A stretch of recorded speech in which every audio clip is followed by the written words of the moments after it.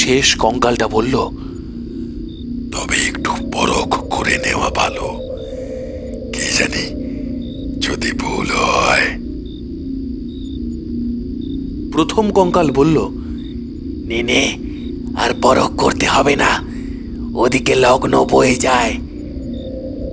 বলে সে আমার শিয়রের কাছে এসে দাঁড়ালো। আমি ভাবলাম, ব্যাস, এই আমার শেষ। দেখতে দেখতে বাকি দুটো কঙ্কাল এগিয়ে এসে আমার পা দুখানা ধরল। প্রথমটা মাথার দিকটা ধরল, তারপর তিনজনে মিলে মাটি থেকে চ্যাংদোলা করে আমায় তুলে ফেলল। আমি তাড়াতাড়ি দু হাত দিয়ে গাছের গুঁড়িটা চেপে ধরে বলে উঠলাম, কোথায় নিয়ে যান মশাই? তারা বলল, বিয়ে দিতে। আমি চমকে উঠে বললাম, বিয়ে দিতে? কি কি কি মশাই, এই বুড়ো বয়সে?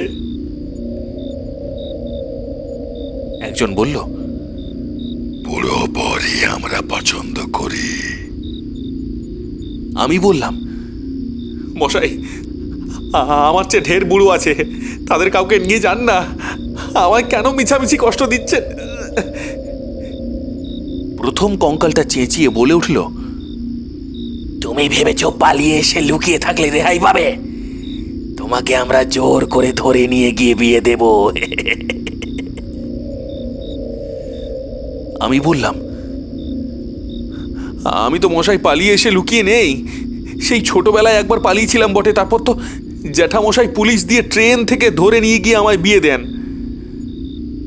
সে বলল, আমরাও পুলিশ এসেছি ধরে নিয়ে গিয়ে তোমার বিয়ে দেব বলে।